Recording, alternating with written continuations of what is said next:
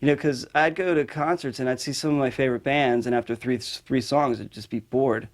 I'm like, there's got to be something more to this. It's like, why can't it be like theater? Why can't we bring back like the Alice Cooper, the Bowie, the Kiss sort of things, you know? We probably spent just as much time on that we did as the music, maybe even more. Because, you know, we wanted to have a stage show and we wanted to be a band that we would want to go see. You know, so we were just always kind of trying to think stuff up, you know, because we had short attention spans. Maybe it's because we were TV babies, you know, and fed, you know, cereal our whole lives, and the sugar just made us go crazy. But that's, you know, so we just did whatever we could think of, man, like artistically. You know, like one time we had a show, Halloween show, and we thought, well, let's get a piñata. You know, that'd be cool, you know, the piñata where you hit with the stick and the candy. I'm like, well, I mean, why don't we fill it with meat, you know? So we went to the store and we got a bunch of raw meat and then dog food for like filler and blood, and just packed the piñata full of meat and had it on the stage above us, and had it there the whole time. And at the end of the show, like the last song, we're like, okay, here's the stick, you know? And some big skinhead grabbed the stick and hit the piñata, and the meat and everything just flew all over the dance floor. And so there's skinheads, punk rockers, like slam dance and slipping, all in blood and guts.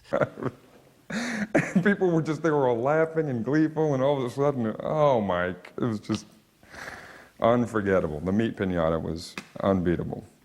And I'm on, and the place is packed. I'm on stage, and I can't believe the place is packed. I'm playing. While I'm playing, I'm saying to myself, why are you all here? Even I don't get this, you know? But it worked.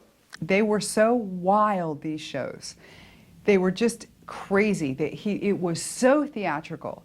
There were props, there were people, there were naked girls, there were naked boys, farm animals, phallic symbols. At one point, I was standing at a show, sort of standing, you know, 20, 30 feet back from the stage on the dance floor, and he's throwing things from the stage out into the crowd, and I'm standing and watching, you know, and you're not even blinking because you can't miss what might happen, what's going on up there. There's so much activity and so much going on, and at one point something sort of flies past me, and I look down at my feet, and there's a big black dildo and I just, you know, there I was. It was kind of like a horror movie, you know? It wasn't meant to be like, look at us, we're gonna kill you. It was kind of like, you know, we're heavily influenced by horror movies, Texas Chainsaw Massacre, you know, Night of the Living Dead, and all that. So just like we emulated our rock idols, we emulated movies as well, or TV, you know? It was like, whatever we were into, we, you know, kind of like wanted to, in a way, turn people onto it, you know, so we would like take our influences and put it in the show or in the music or whatever. Pop culture is so saturated, and that's how I grew up in front of a TV, seeing a commercial and then a cartoon, then a guns show, and then this and that, and all of that became the way I communicate.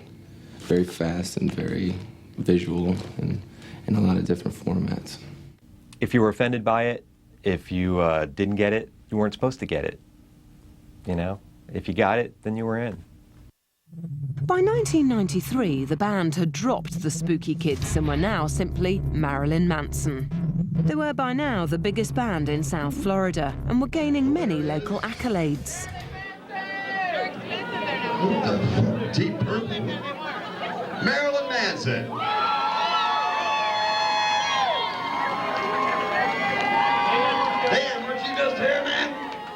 You guys play these games where you send me away and then you send me back. Thank you. Thanks to everyone who voted.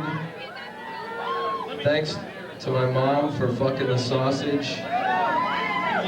Thanks to this guy, I don't know. And thanks to Wade for being such an awesome blowjob. And thanks to Rolly for being a Swedish fucking asshole. And I also had him present the National Release Award, which, of course, I knew Saigon Kick was going to win. I was privy to the winners beforehand. but nobody else knew. And I had Brian go up there and present the award. He brought up Geordie White to help him present it, who later joined his band. He was still in Ambugalard at the time. And they get up there together, and they're goofing around. And it comes time to present the award. The winner is Saigon Kick. And no Saigon Kick in the building, of course. They're out on tour. They're big stars at this point. And the South Florida scene is very fickle, and they turn against bands that sort of go on to bigger and better things. So Saigon Kick was booed. It should be Your Mother Fucks a Sausage, but it's The Lizard by Saigon Kick. We'll let Geordie White accept it, because he's the next best thing to Matt Kramer. Thank you very much. Does anybody want to smash it on the dance floor? Unless they're here to accept it. I guess we're going to have to smash it on the dance floor.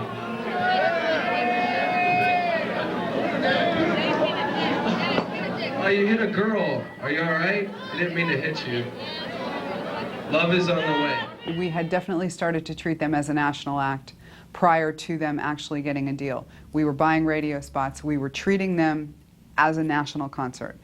And there was such an anticipation, and everybody knew, everyone who was involved on any level, whether it was those of us who were promoting the shows, John, the band, the people in the audience, the people that worked in the venues and the clubs, the people in magazines and at radio, everybody knew that there was just an amazing anticipation of watching something become huge. And then we started getting even a little bit bigger. You know, we'd get articles written about us. We were winning awards, and every record label would come to see us. Every record label would fly us to New York to do showcases, and every label would turn us down. You know, we got turned down by everybody.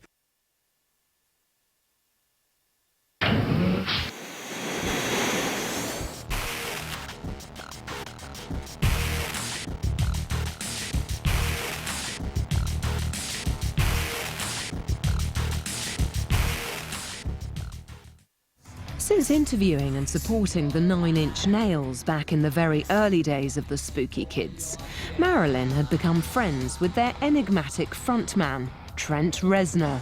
Reznor, by now a seminal figure in the alternative music scene, convinced his record company Interscope to give him a subsidiary label, Nothing Records. In 1993, Marilyn Manson became their first signing. And so we got signed to Interscope, and then we got like an advance. You know, they gave us a certain amount of money to do the record. They gave us a certain amount of money for equipment. It was like nothing, man. It was like, it's kind of like embarrassing to tell you how much money we got, but we got like a publishing advance, so we all got like half of the money up front, and you know, we each got like a few $1,000s, and we're like in heaven. It's like, this is great, you know, they're giving us this money. It's nuts. So they put us in the studio. We go to Miami, I guess, to cut down on costs from flying us somewhere and putting us up in hotels and that. And we do the record with Rolly Mossaman produced it, who used to be in the Swans, and we thought that was really cool because the Swans were like one of the pioneers of like the industrial movement. So we thought it'd be like good to have him do us. You know, we had fun, but things were professional, and we did most of the record in roughly about 2 months, and once it was all put together and sent for Trent to hear, his response was, "Gee, it sounds like a really good demo." And then Manson flew out to LA to mix it with Trent.